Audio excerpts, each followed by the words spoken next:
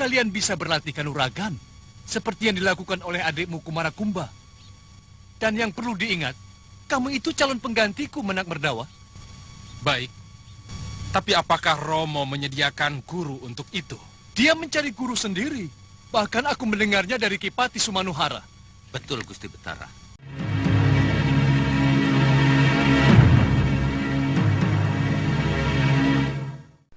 Setelah pertemuan tersebut, Menak Merdawa yang berjalan berdampingan dengan Kumarakumbang pun langsung menuduh adiknya yang telah melaporkan tentang kejadian semalam dan semua tingkah buruknya selama ini.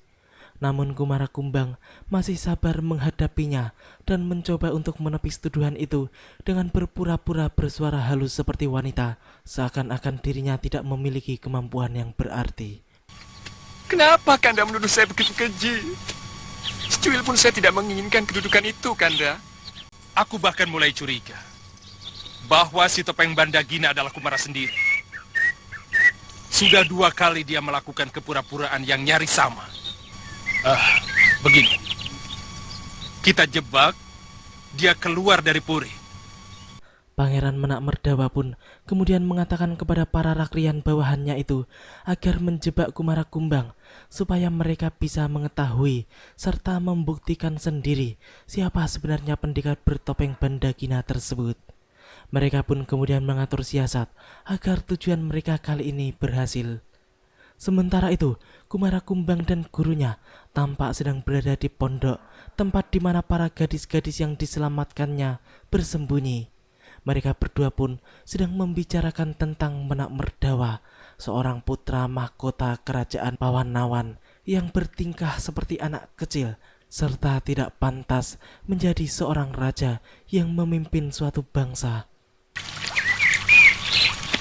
Sekarang dia mencurigai saya, melaporkan semua perbuatannya kepada Romo Betara. Eyang, hanya gadis-gadis ini yang mampu saya selamatkan ya. Korban yang lain sudah banyak. Terus terang, hati kecil saya memberontak kalau Pawanawan diperintah oleh seorang raja seperti itu. Sebenarnya kamu yang pantas menjadi raja. Tidak, ya.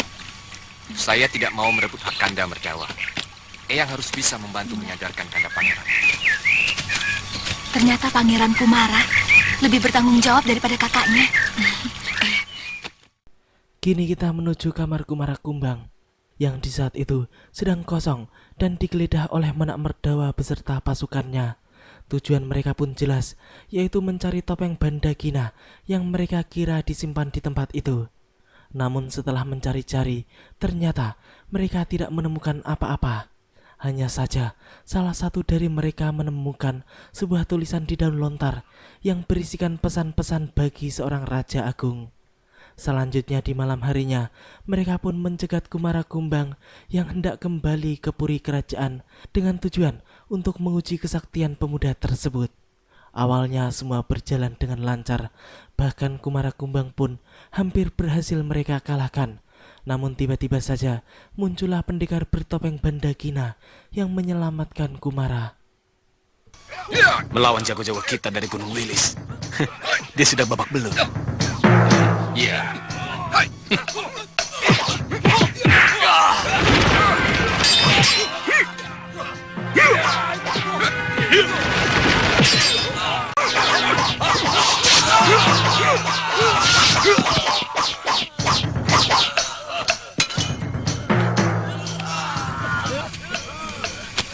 Terima kasih. Tuhan telah menyelamatkan saya. Siapapun yang berani menyakiti Kumarakumba akan berurusan dengan Sidoer Bandagina. Setelah gagal menangkap Kumarakumbang, Menak Merdawa yang sedang berkumpul dengan para rakrian bawahannya pun tiba-tiba dikejutkan dengan munculnya pendekar bertopeng Bandagina di ruangan mereka. Apalagi kata-kata pendekar tersebut sangat mengena dan menyindir mereka, seakan ia tahu semua yang telah terjadi di kerajaan tersebut. Kamu harus bertanggung jawab atas semua perbuatanmu. Kalian benar-benar kesatria rombengan yang tidak tahu bedanya gegaman dengan ageman. Keris kalian itu ageman, bukan gegaman.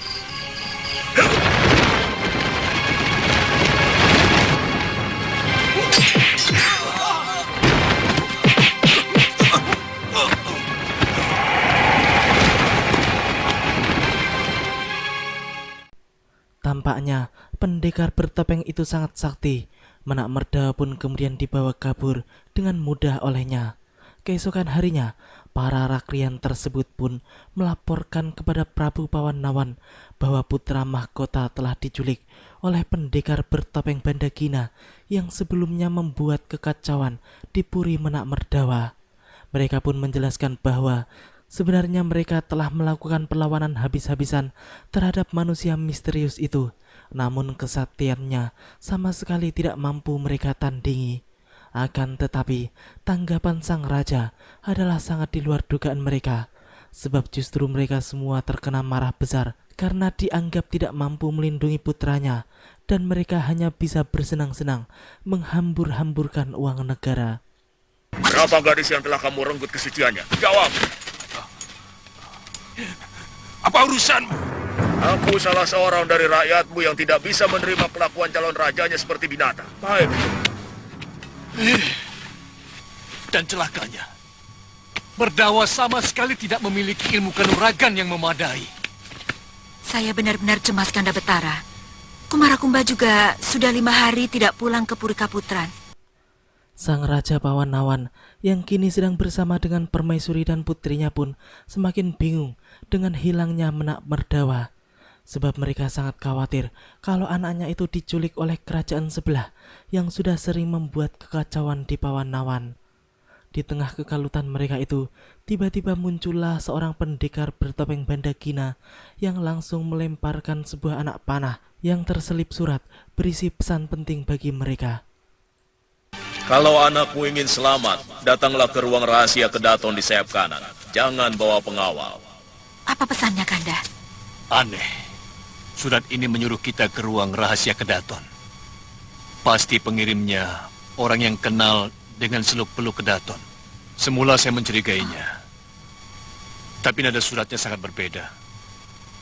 Kumara selalu menulis dengan santun, walau dia marah sekalipun. Sebaiknya kita cepat ke sana, Kanda Betara.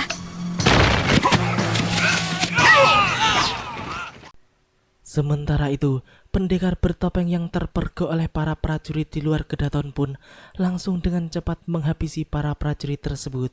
Setelah itu, ia pun kemudian bergerak cepat menuju sebuah ruangan rahasia yang langsung tembus ke arah dapur istana.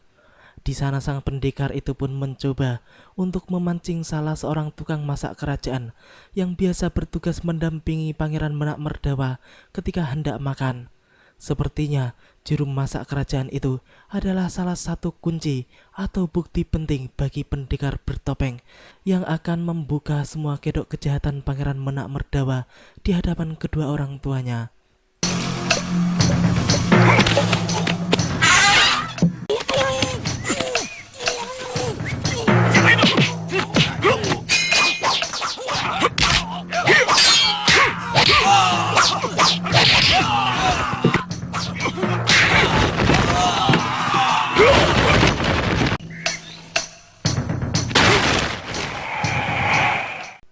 Sedangkan Raja Pawannawan pun sudah mencoba untuk masuk ke ruangan rahasia yang dimaksudkan oleh manusia bertopeng misterius tersebut.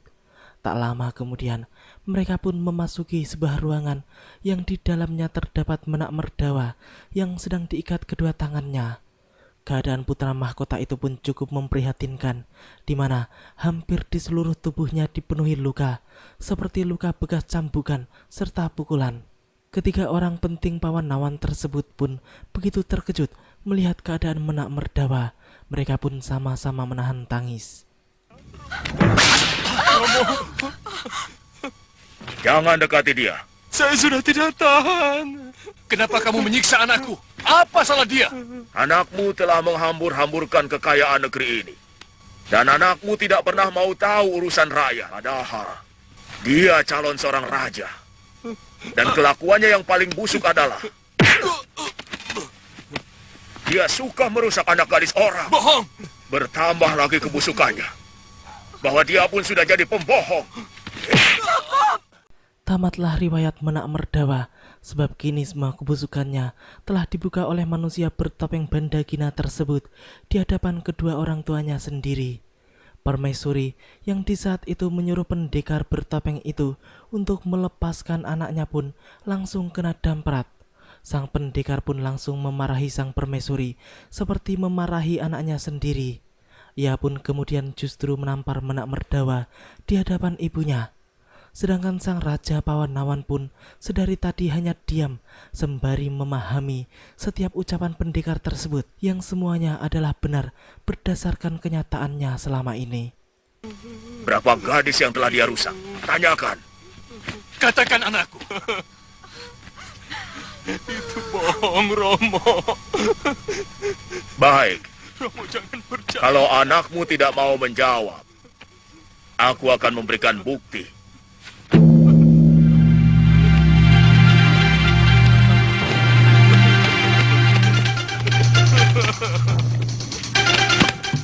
Lihat ini, lihat mereka. Di dalam keadaan yang sangat memprihatinkan seperti itu, Menak Merdawa masih bisa mungkir dan berbohong. Sehingga pendekar bertopeng itu pun memanggil wanita-wanita yang pernah dinodai oleh pangeran keji itu sebagai bukti yang tidak akan bisa dibantahkan lagi. Di antara para wanita tersebut juga terdapat Chandrika Dewi dan Ken Amaranila yang juga hampir menjadi korban Menak Merdawa kalau tidak segera diselamatkan oleh Kumara Kumbang. Semua gadis yang hamil ini adalah hasil perbuatan anakmu, Betara. Bohong! Semua itu bohong! Baik. Hah. Ayo, Cahayu. Ceritakan kepada Sang Betara apa yang dilakukan pangeran itu. 2 kali hamba berdua adik hamba hampir oleh Pangeran Merdawa. Dasar pangeran berhati jahat, ia masih saja mau mengelak setelah begitu banyak bukti bicara di depan matanya. Sang pendekar bertopeng itu pun kemudian membawa masuk saksi terakhir, yaitu juru masak kerajaan sekaligus pelayan pribadi Pangeran Menak Merdawa. Tukang masak itu pun mau tidak mau harus mengatakan yang sebenarnya di hadapan sang raja. Hei, ceritakan apa yang kamu lakukan kepada gadis-gadis itu sebelum dinodai oleh tuanmu. Hamba ditugaskan mencampur makanan dan minuman dengan obat perangsang, kadang-kadang obat tidur, kemudian disuguhkan kepada gadis-gadis yang dipilih Gusti Pangeran Merdawa. Katakan anakku, apa benar semua yang dikatakan manusia bertopeng itu? Benar, Romo. Maafkan saya, Romo. Akhirnya, Menak Merdawa pun mengakui semua tuduhan manusia bertopeng kepadanya, sebab sudah tidak ada cara lagi bagi dirinya untuk mengelak. Dengan menangis terseduh-seduh seperti anak kecil, ia pun meminta maaf kepada romonya atas segala keburukan yang telah dilakukannya selama ini, terutama kepada seluruh gadis yang telah terlanjur menjadi korbannya. Ia pun berjanji akan menjadikan semua korbannya itu menjadi selir yang mendampinginya sebagai raja nanti. Maafkan kelakuan saya selama ini. Sama-sama, Pangeran. Terima kasih, Kisanak. Kisanak telah menyelamatkan anakku.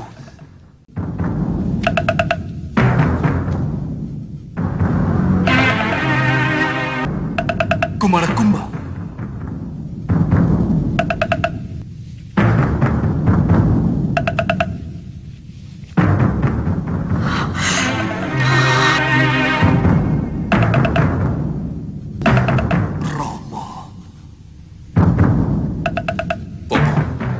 Kumara Kumbang. Romo.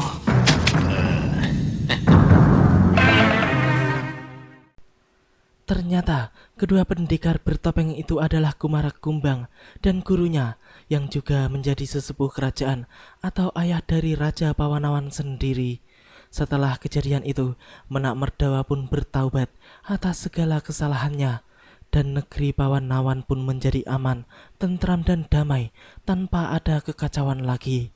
Semuanya pun senang karena kini Menak Merdawa dan Kumara Kumbang juga sudah saling memaafkan tanpa menaruh dendam sama sekali di hati mereka. Iya, Kanda? Selama ini Dinda Kumara sebenarnya telah memperingatkan hamba dengan mengenakan topeng kayu Bandagina.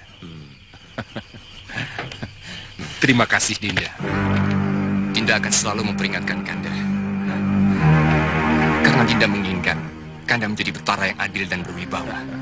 Sekarang Sekali lagi terima kasih, Dinda.